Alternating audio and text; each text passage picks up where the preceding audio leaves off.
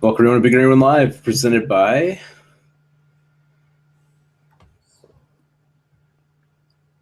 Flight Arsenal Finishes and Gunworks, Arms, LLC, Eggleston Munitions, of course, the range of 355, and Spinta Precision. So welcome everybody. Tonight we've got a special guest in the house here with us. We've got Brandon K. Hampton. You might know him from a TV show, Better Call Saul. So welcome, Brandon. Hello, everybody. Thanks for joining us. And tonight we've also got, your webcam is on for some reason, by the way. I don't know if you wanted it on. Yep, I just turned it on. All right, well, welcome. Thank you. Of course, we got Pete Negro from the Range 35 here with us. And Matt Sirich. I'm bad with names. Sorry, guys. Almost from there. Russian Clothing Company. Hey. And we got Corey as well. Let you introduce yourself.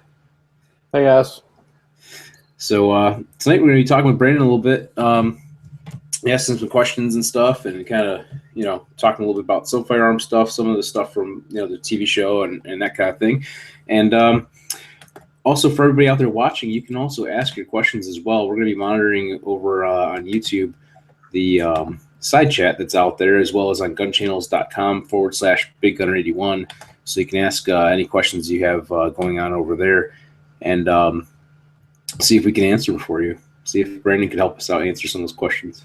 But anyway, kind of start out. I'm going to ask a little bit, something we kind of pre-talked about a little bit. Firearms in the movie industry and everything. From our perspective, we watch films. We see like inconsistencies with things or I guess incorrect gun handling skills, I guess one way to kind of put it. So who is actually responsible to learn, or who is overseeing like those aspects of the filmmaking, as far as when it comes to firearms and weapons handling and things like that? It's usually a combination. A lot of the times you have different. I have headphones in. I can barely hear myself. I'm like talking to myself too. You have different, crew members who handle various, aspects of the production when it comes to it. You have a stunt, your stunt coordinator who, should have, tactical experience and that sort of stuff.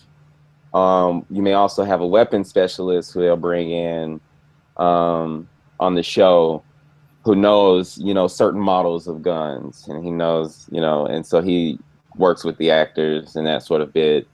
And then a lot of the time, talent will go out and, learn on their own. It's like, okay, I know I'm going to be shooting,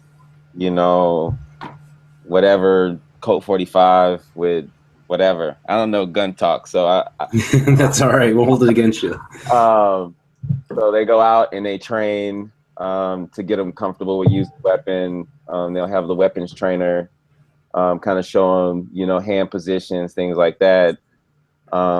I can't speak for every show because I know Chicago PD may do things completely different. They may have a whole month where they take all of their officers that's on the show to, work alongside real police officers. I don't know.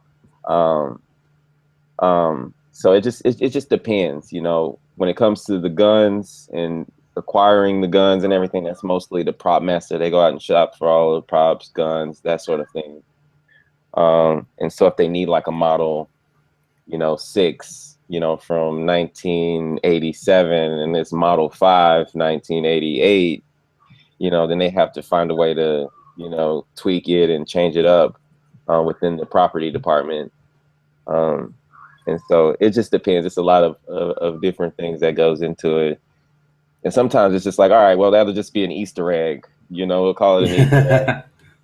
See if people pick up on it that it's 2000, and 2, and he's driving a 2008 model, or something like that. So yeah, and I imagine like with the amount of footage that's out there and all the different movies that are being created and so forth, that there's no way that every little piece can get caught.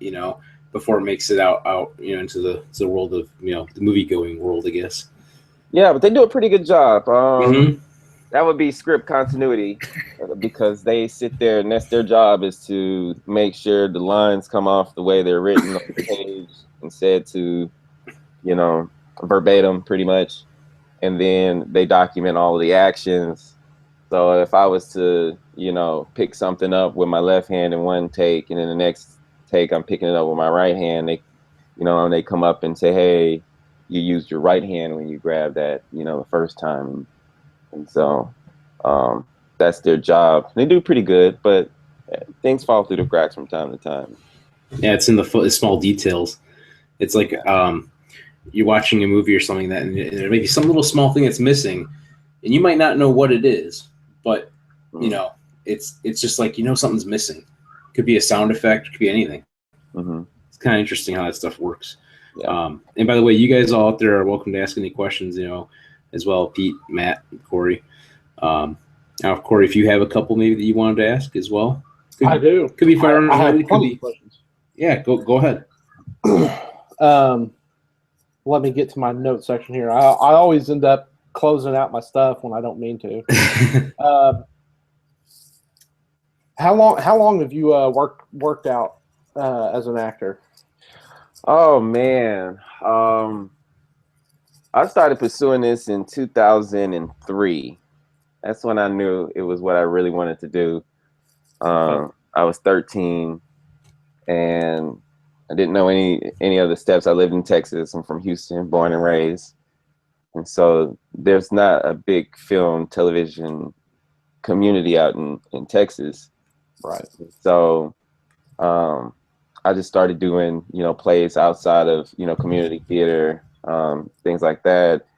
And then somebody mentioned, hey, you should get an agent. And so I went to my mom and was like, Mom, can I get an agent? And she's like, I'm not paying for that. There's no way I'm paying for that, and so that kind of went out the window until I did my own research and everything and found out that, agents only get 10% when you get paid. So right. That was exciting news. And so then I went back to my mom and told her, everything that was going on, signed with an agency out there, and then had commercial auditions that came up. And then when I graduated, moved out to Austin to do Friday Night Lights, and I was just doing background. I got upgraded in episode 3 of season 4. And then I wanted to do more. So I was going to go to LA from there, but my friend convinced me to go to film school in New Mexico.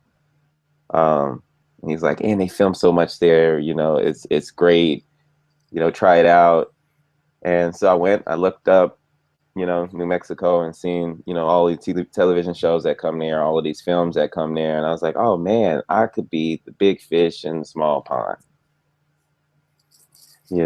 So Yeah. Moved to New Mexico, started booking on projects. Did In Plain Sight was the first booking I had for USA, and then it just kind of constantly went back to back and found myself working, and I was like, oh man. And then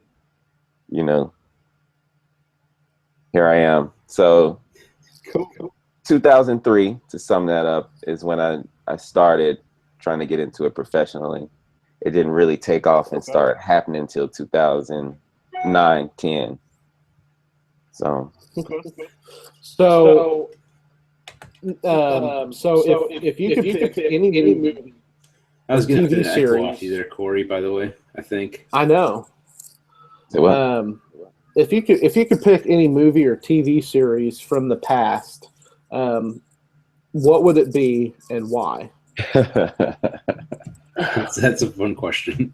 Oh man, I never really thought of. Well, I grew up, and my role model was always Denzel Washington. So Nice. I grew up watching Denzel, and so my all-time favorite. I grew up and I was like, man, if I ever have a kid, that's exactly what I would do. I would love to be John Q. Fighting for his son, a new heart, and got the hospital doors chained. I was like, I could do this.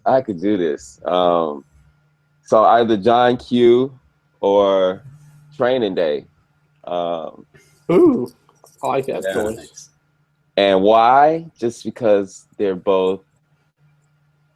on both ends, you know. You got the bad cop over here, which I like cops, you know. I always was like, I wanted to be a cop at one point, but then I was like, I can't be an actor and a cop because I can't be loved and hated. And, you know, and it's like, all right, juggling between the two. So I was like, but I can be one on TV or in a movie or, you know. And so John Q, just because it just kind of just really touched home. I grew up, my dad wasn't in my life. So when I watched that film, it was like, oh, you know, that's my dad right there, you know. Heck yeah. I always, you know, and that's what, and so I've kind of always respected, you know, his movies and how he, you know, picks his roles and you know, just he's not the person you see on TMZ and in the tabloids and that sort of bit. Cool. And so.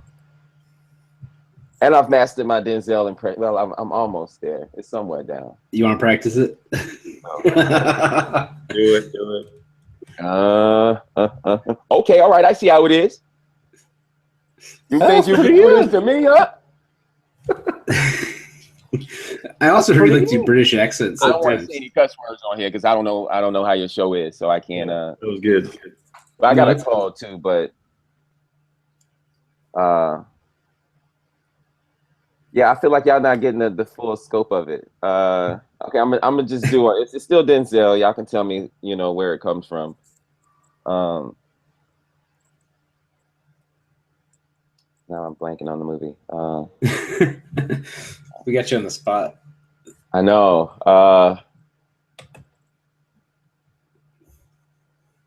You know, some coaches will cut a play if they feel he's not. Oh gosh. I usually know this. Now I got to stand up and like get into it because I'm like, You got to bring out your inner Denzel.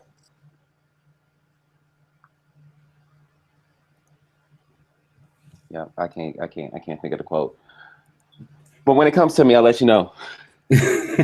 All right. Sorry, guys, to lead you on like that. I was like, man, we waiting on an awesome performance. Yes, it's not happening. No, it's fun. So. That's pretty cool, and I got to tell you, you got a great story, you know, of how you got to where you are now, with all the work that you've done and put into this. It's pretty cool. Thank you. I do admire that. So, I don't know if Matt or Pete, if either of you two have any questions as well. Oh, you're muted, by the way, Pete.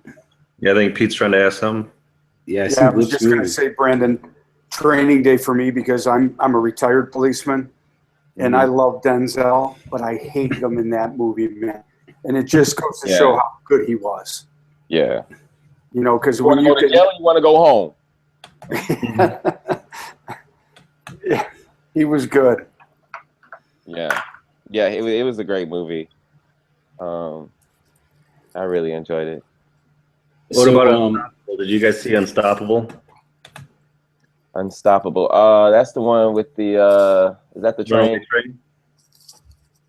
Yeah. Yeah. That was great. Yeah. Is that a cigar you smoking over there, man? Yes, sir. And this is from my good friend Corey Byers. Oh, nice. Is it a Cuban? It sure is. Look at that. Oh, it really is. Nice. Yeah. Nice. That's one of the ones that Corey hooked you up with, right? It is. I figured it was a good way to welcome you to the show, man. Yeah, you know, I heard you can't get real Cubans, you know, so that's. Yeah, some of that's loosening up, though. I'm impressed, huh? Some of that's loosening up. Oh, okay. A little bit. I've got friends. Yeah, friends. In high places. Which, by the way, Kerry, where are you from again? I forgot. You're South Illinois. I am in southern Indiana, close to Louisville, Kentucky. Okay, I was gonna say Kentucky, but I didn't think you were quite that far. So, yeah. And then Matt is out over in Las Vegas, right? Yep. And of course, Pete is in the Chicagoland suburbs, and I'm out here in North Carolina. We And got of the course, globe covered. Brandon's out over on the West Coast. So it's kind of cool that, you know, one neat thing about using the Google Hangouts is that, you know, you can connect people all across the whole world and do, you know, shows like this and so forth. And also the people out there as well that are watching and everything, over on YouTube and gunchannels.com /BigGunner81. Looking to see what kind of questions we might have out there. Oh, he mentioned Smeggy42. Smeggy42 says it's like asking a comedian to tell a joke out of the blue, referring to the impressions. And so then he also said about the how many Hollywood big time parties have you been to? So that's for Brandon there. I mean, big time parties. Yeah. I'm not a big party person, you know, so I don't go to parties. To answer your question, outside of like red carpet premieres and like after parties they have at the hotels and things like that, or if it's just with friends and we going out for drinks or something, I try not to party, you know. It's just not my scene. Back in the day when I was in college, you know, that was the whole, you know, scene and everything, and I got in a lot of trouble. But now I try to live an honest life. So. I have to imagine though that's more like, you know, the red carpet stuff and the parties afterwards. It's like work though, right? It's kind of like sociable work type stuff. Yeah, you get to meet people. Like when we had the Better Call Saul premiere for season 3. I got to meet all of the folks over at AMC and Sony, and you know, chit chat and kind of know who everybody is, and you know, meet the editors, and they're like, "Oh man, I feel like I know you because I see you on a week-to-week basis when I'm editing, but you know, never seen you in person." And so it was just cool to finally have a face with the people who are behind the scenes, pulling all the plugs and everything. So I extremely love food. I love all kinds of different food, and I've got 5 questions for you, and this is probably my top one I'll ask. Awesome. What's the best meal that you've had out there in Hollywood? I'm still waiting to have it. Really? To be honest. Okay. I grew up in Houston, and so I'm used to soul food, and I'm like, there's no soul food. I'm used to like barbecue, and there's not a barbecue place here that I've discovered yet that I can get, you know, brisket that's been smoked for 12 hours, you know, and so I'm like, oh, okay. You boiled your ribs? We boil them first, and then, you know, it's not real barbecue, you know. So Nice. Mm-hmm. And I just had a question in my head. I forgot what it was. I go to Korean barbecue a lot, though. I've discovered Korean barbecue, and so I'm like, I have not tried that yet. Oh, you can eat Korean barbecue beef, man. I'm telling you. Nice. They got a lot of that in Las Vegas. They got a lot of that out here. Yeah. Nice. Yeah, it's like the world of buffets.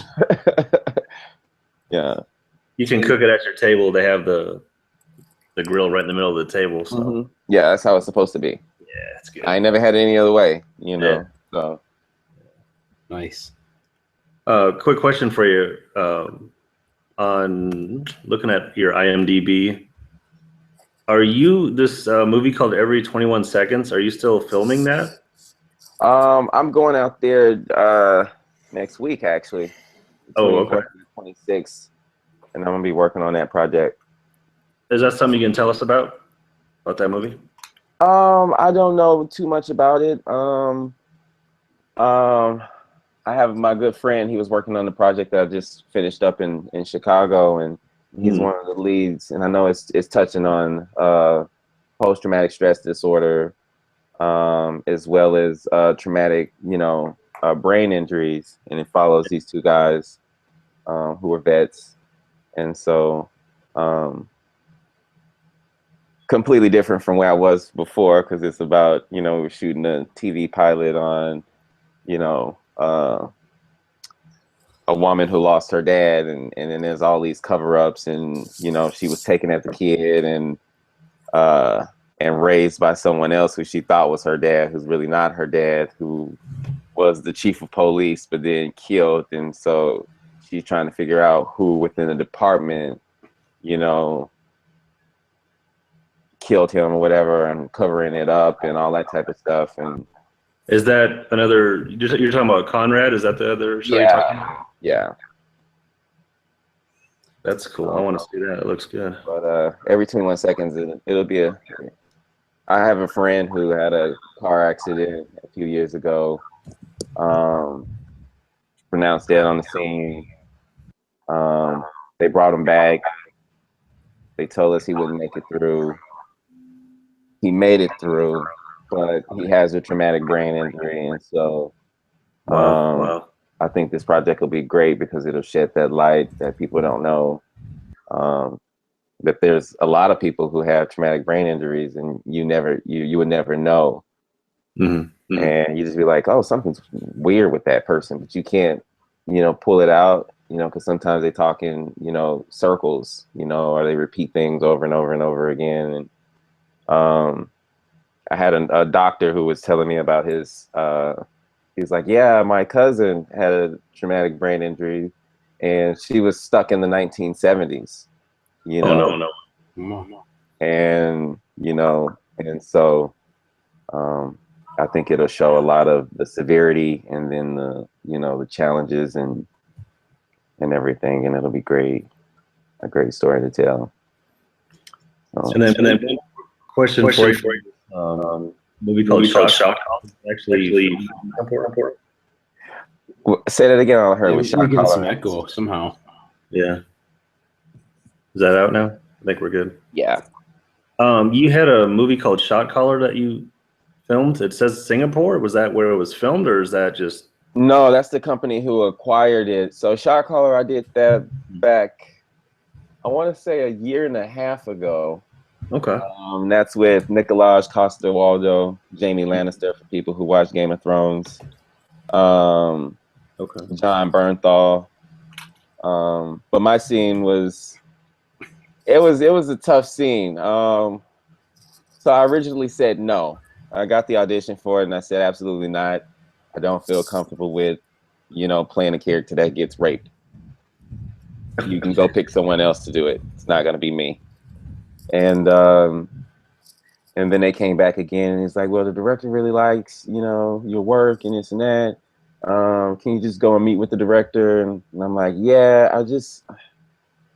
so I finally go, I meet the director, and, you know, I'm talking to my agent, and I'm telling my agent I'm not comfortable with this, you know, and stuff. And then I had a talk with the director, and then we decided to go forward. And I had to put aside that me and actor me are two different people.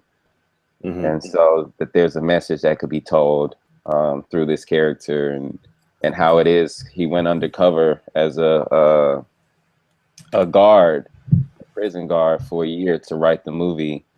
And this is the sequel to what he did before. He did a film called Felon. And so this is the follow-up to that.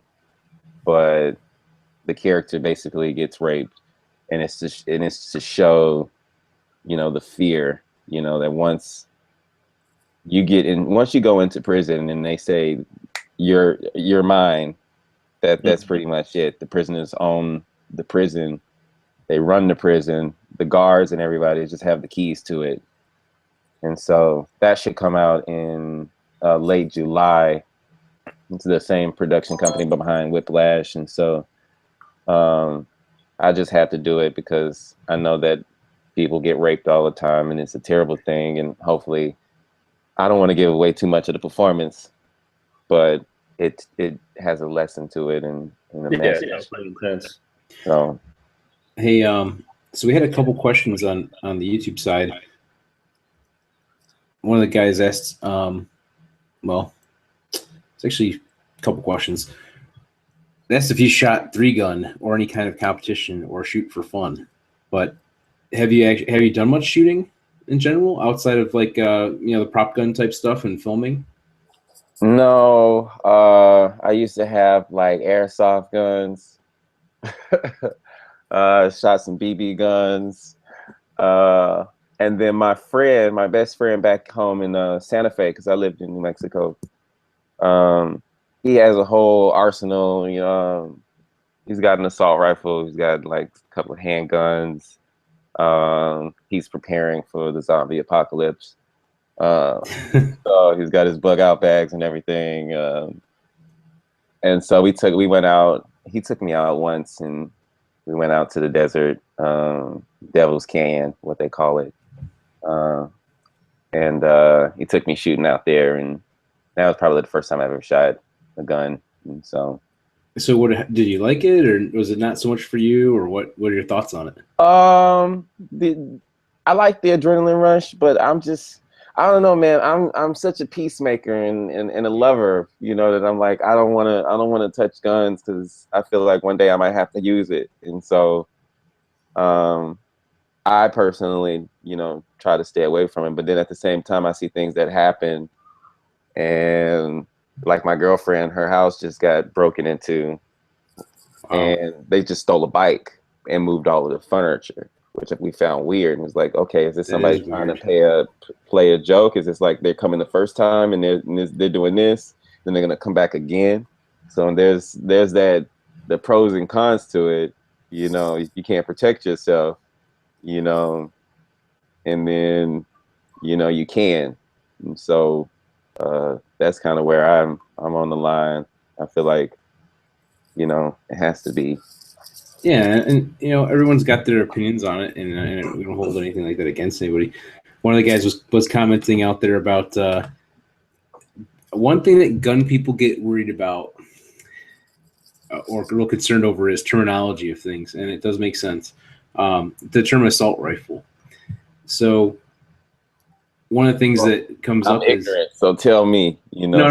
I get it, and that's what we're just want to explain. Like, so the term assault rifle is basically refers to like something that's like fully automatic. Fully automatic. You hold the trigger, it'll keep firing. Semi-automatic is, you know, one pull of the trigger for one round being, you know, fired off. So you hear people throw around the term assault rifle. Like, I think AR stands for assault rifle. It's actually for Armalite rifle. And maybe Pete, if you want to help me explain that a little bit better too. I was just going to say, you know, that's the original company that, you know, started manufacturing the AR-15. Right. You know, assault rifle, I think we would commonly say is a military style rifle, or a military rifle, not style, military rifle. And the AR-15s that we shoot are modern sporting rifles is what they're called. And, you know, typically many hunting rifles are much more powerful than an AR-15. And Brandon, when one of the questions was about 3-gun, Lynchpin 20 asked about 3-gun. 3-gun's a sport where you shoot a handgun, a modern sporting rifle like an AR-15, and a shotgun. So it combines skills, you know, from different disciplines, and it's running in it's a sport. It's a lot of fun, getting very popular. Yeah. So we typically would call an AR-15 a modern sporting rifle. Okay. Basically, there's many sides to it too. I mean, a lot of times people see the whole, you know, death and destruction side of it, or self-defense side of it, or the military side of it. But there's a whole other aspect of it too that a lot of people don't see all the time. And in fact, there's even a TV show called 3 Gun Nation that they have out on cable. That it's basically what Pete was talking about, the competitions with where you shoot a rifle, shotgun, and a pistol. And, you know, people use an AR-15 primarily for doing 3-gun and just as far as shotguns, like semi-auto shotguns and various pistols and stuff. But it's a lot of fun. You know, you're shooting at paper, and then it's basically kind of like, you know, the way to say it is kind of like a game, basically. You know, you're timed, you're based on your score and everything. But yeah, you're shooting real firearms and everything. I mean, it is a fun sport for sure, though. Yeah, and there's a lot of camaraderie to it. You know, we see, you know, we joke around about who the typical shooter or gun owner is now. that's everybody. I shouldn't say everybody. It's anybody. You know, is the picture of modern shooting sports or self-defense. It's elderly women and young men and young girls. It's A to Z really anymore. Mm-hmm. And yeah, it's a very big, different, eclectic group of demographics, I guess. Yep. You know, there's families that come out and do this too. It's pretty cool to see that mom, dad, and the kids come out and shoot matches on the weekend and everything. And you know, it's just more of like a fun hobby and pastime and everything. Right. So just figure we kind of talk a little bit about that too and everything, because I know one of the things we hear a lot in the gun community is a lot of the misconceptions in Hollywood and everything. You know, but you know, it's what it is. You know, I guess I don't hold anything against anybody about different views or anything like that. I mean, that's definitely not. Everyone's entitled to, you know, opinions and thoughts, and we're here to learn stuff from each other and whatnot. And know? Brandon, we have the film studio in Chicago where, you know, The Mayor was filmed and Playboy and a lot of different shows, and it's kind of interesting. I've had some friends in, I'm trying to think of, The Exorcist and things like that. And they talk about, you know, if these guys are in SWAT scenes and that it's TV, it's not the tactics you guys are using, you know, and Hollywood and that does things different because you're there to entertain. So that's all a part of it. When people talk about the weapon handling and that, you know, that's very true. It's entertainment. It's not an episode on how to shoot a gun. You know? Right. And now, do you guys do anything on training? Like if a, say, Chicago PD came to you guys and was like, can you help us with, you know, training a couple of our talent and, you know, getting them, showing them disarming techniques, things like that? Is that something y'all cover? Or? Yeah, and you know yourself, you typically have the subject experts that might be a retired Chicago policeman working with CPD or even an active policeman that can tell them, you know, for years we would laugh about the Blues Brothers because I retired from the Illinois State Police, didn't hold us in a great light, you know, how the troopers were, and even little things like I'd see the hat cords on their Montana Peak that weren't done properly. So a lot of those little things, but they might have CPD on. We had CPD film in one of our buildings with another job I worked after the state police. And one of the actors, we asked him if he'd come in and meet the ladies in our office. And he came in with his collar undone and his clip-on tie clipped on the buttonhole, which is that's a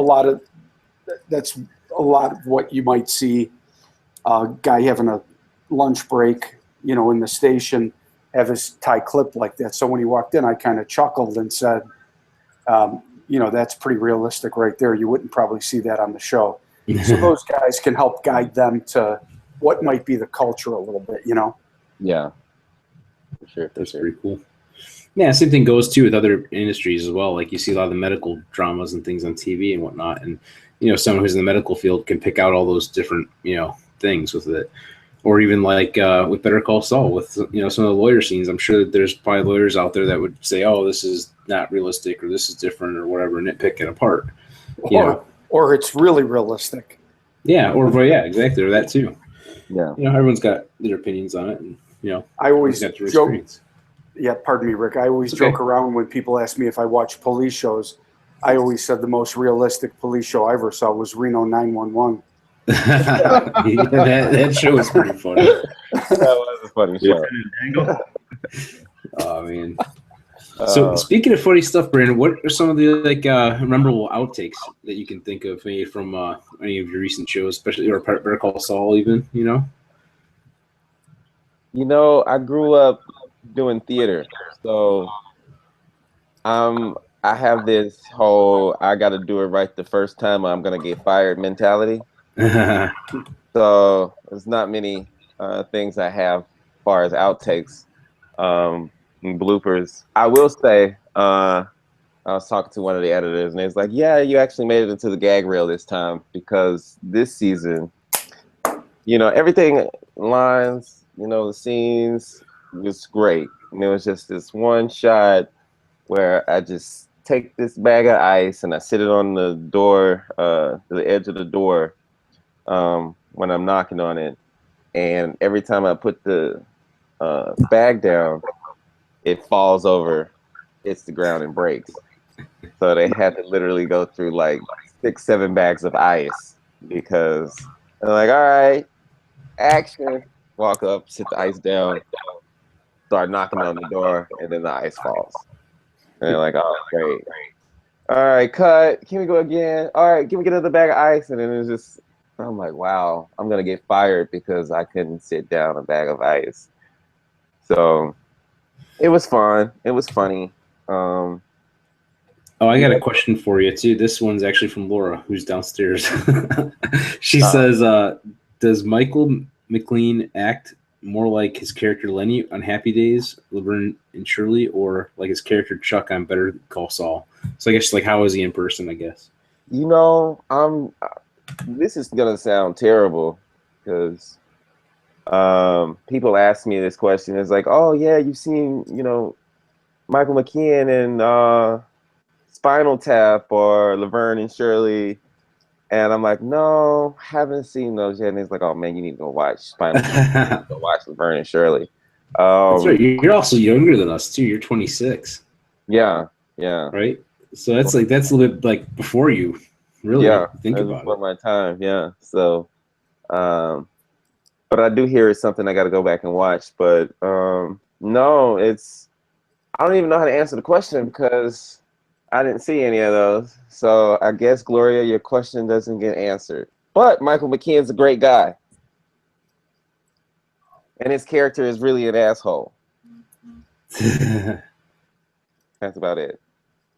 Oh, she said he was also on Clue the movie, apparently. I didn't know that. I said I remember him from Coneheads. He was a detective in Coneheads. Was he? I didn't even know that either. Huh. Yeah. That's funny. That's pretty cool. I'm looking to see what else we got as far as comments out there and everything. And I know Laura wanted to actually meet you at some point on here on YouTube, but we didn't have a chance to do it before we started. So she has one of her questions about that. But let me see what else we had. We had, let's see. Hey, Brandon, Marilyn just texted and said, next time you're in town, she'll take you to the range to visit. She should do that.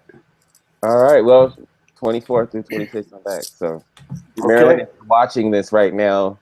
I think she's watching because she commented that out there, and she's actually watching it live on YouTube. It says Pete Reno 911. Hi, I love seeing Brandon on BigGunner81. Tell Brandon I'll take him to range. Yeah, okay, that's where you're getting that from. Cool. That's awesome. And thank you, Marilyn, too, for helping us get in contact with Brandon. That was very cool of you. Actually, I'm not Brandon. I'm his twin. I do the thing that Tom Hanks does. You know, his brother does his voiceover most of the time on things. I can't think of his brother's name, but so you'll be thinking you're hearing like Woody or whatever. So whenever he was doing Toy Story and stuff, and you hear this voice, and you're like, oh, you know, that's Tom Hanks. It's really his brother, Bob. Nice. Yeah. By the way, Laura said the range is the best there is. That's very true. That's why I love Laura, just like you, Rick. I know we're kind of biased, but I mean, it is a nice facility. There's no doubt about it. Air quality is great. Which, by the way, Brandon, like if you go to indoor ranges, some of them the air quality is not so great from all the gunpowder dust and everything. But he has the best air quality because he has the best air. What do you call it? Air conditioning system, I guess, or what's the correct term? Air, filtration system. There you go.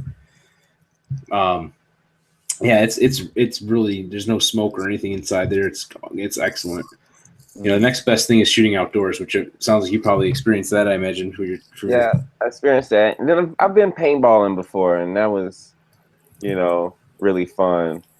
I don't know what 3-gun is, but I did see a video a long time ago. And I guess they go through with the series of the guns, the targets, and then they go back and then they do it again with, you know, the Kind shotgun, of. trying to, hitting all the targets, and then You have to check out a video clip of it. And like they just had a match this past weekend at the Range 35. They did one indoors. A lot of these things are held outside where you get multiple bays, they call it, like different sections of the ranges that you can do at different stages or like courses of fire. So like different arrays of targets and things and stuff like that. Well, they did one indoors actually where they have two bays. And if you want to kind of explain a little bit, Pete, too, to tell him kind of what you had going on there a little bit better. And it was a 2-gun run, they call it, with pistol and rifle. Yeah, so they set up stages, Brandon, where you can, there will be so many targets set up on one stage. Things will get changed around a little bit. You might move over to the next stage. And then, in we've got 8 lanes in 2 different ranges kind of separated down the middle. And then the teams will swap out. And like I said before, the camaraderie is really the fun part of it, where people are having fun and in a friendly competition. Okay. It's a great way to build friendships and stuff. Nice. What we could find is we were talking about this earlier about now. I'm ready. I'm ready. Keanu Reeves video. I gotta find that. Maybe I can share that. I can do a screen share with it. Yeah. That would be. It's not quite 3-gun, but his training. You killed my dog. No, not that part.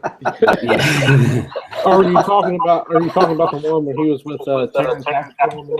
Yeah, I'm getting a bad echo off somebody there. I don't know if it's Matt. I didn't hear you. I'm sorry. Yep, sorry. It was Matt's end. For some reason, I was getting off echo off his setup there. I was saying the Terran Tactical video. I was going to pull that up and show you all. This isn't quite 3-gun, but his training video is kind of cool nonetheless. Which is going to take a second because there's an ad that they play in here beforehand. I'm going to skip through that and just cue it up here for you all to see it. Let me go ahead and do this. Pull it over here. Sorry, I got you on a screen here, Pete, but Keanu Reeves training for John Wick. Can you all see this now? Or actually, I probably have to. There it is. Yep. Let me pull up on my screen so you all can see. There you go.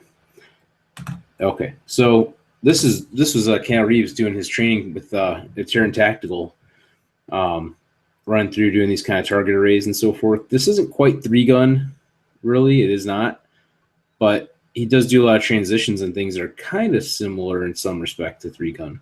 He's doing shotgun rifle and pistol. It's kind of like a mix of tactical training and 3-gun kind of combined in a sense. Right, I've seen this video before. This is pretty cool stuff. And Terran is very active in the the gun community and everything, which is cool. And he trains a lot of people for films. Keanu's pretty good. I'm gonna see real quick if we could pull up. Maybe our buddy Jay Carrillo might have a video out there showing some. I mean, I have 3-gun as well on mine. Let's give an example. Or we might even have the grunt style 2-gun run. Yeah, there's some video from that. Jay's got a little video on his Facebook page from 2-gun run. That's by where? Oh, Tony actually has one. Our buddy Tony Salas. This is from the one from last year, though. So I don't know what the Michelle Viscusi video is. I don't know if you've seen that. If that shows the match at all.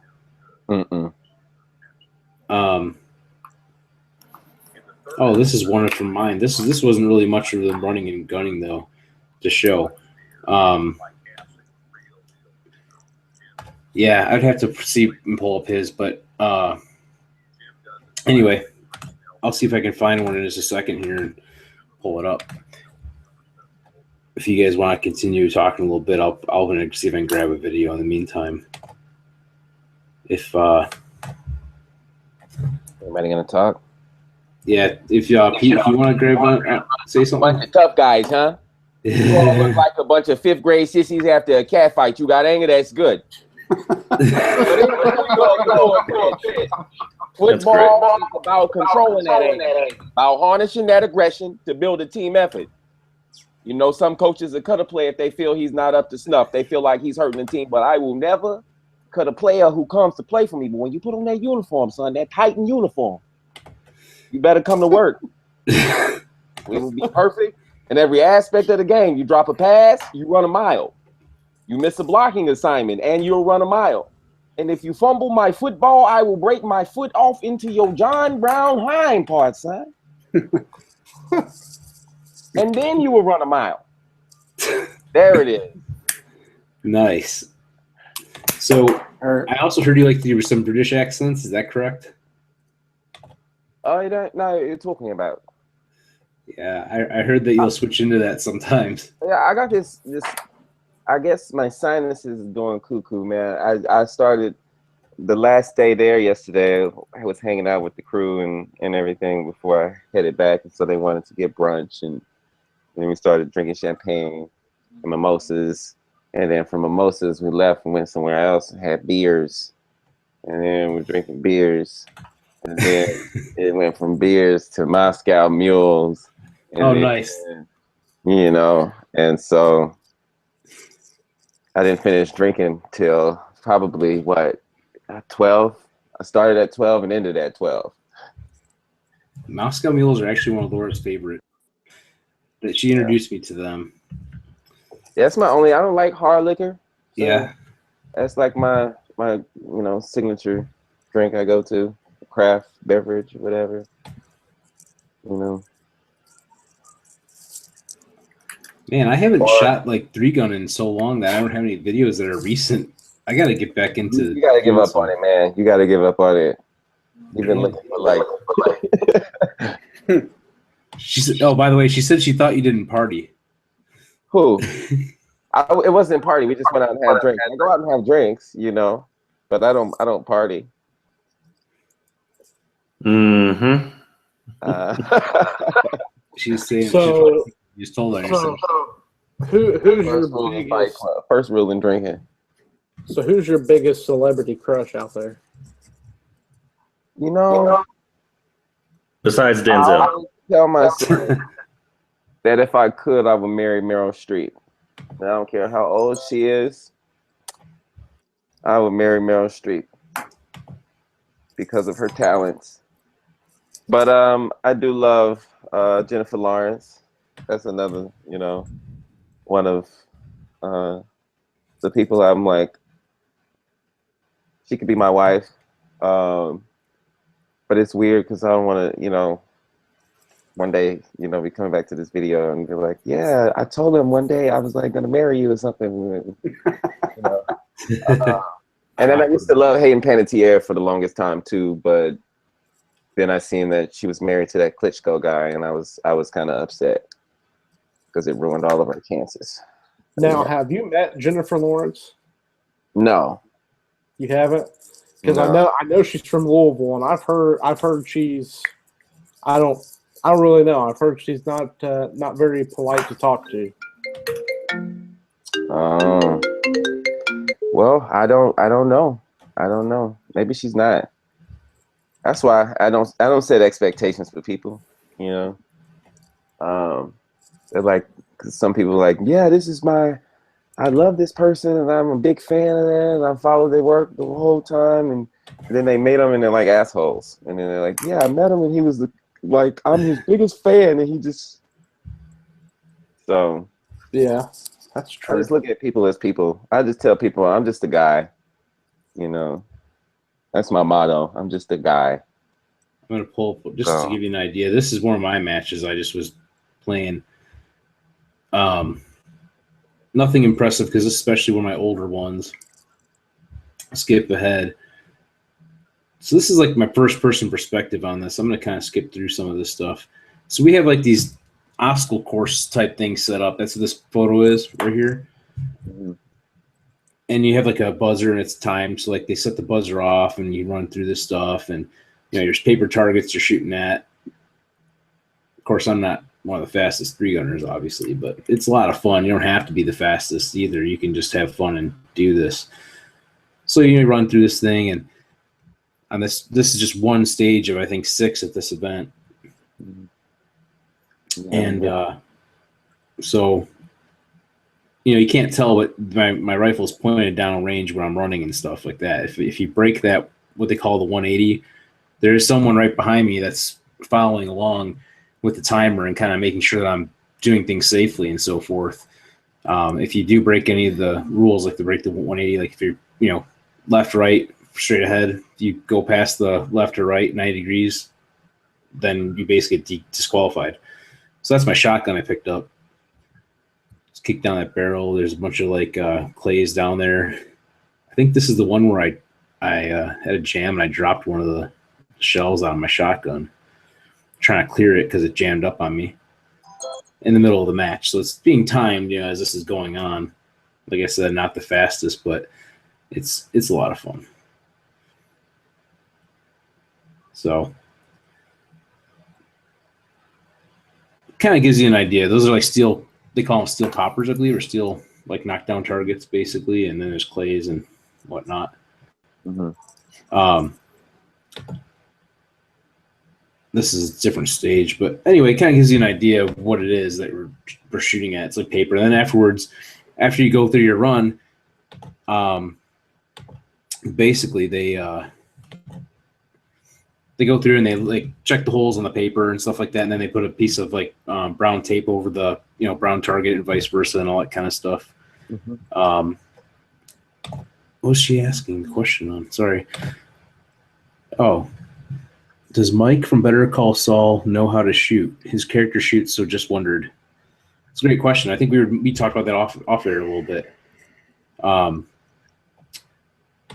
Better Call Saul, if you want to answer any of that a little bit, Mike, the character, does he shoot it all off outside of the filming part of it?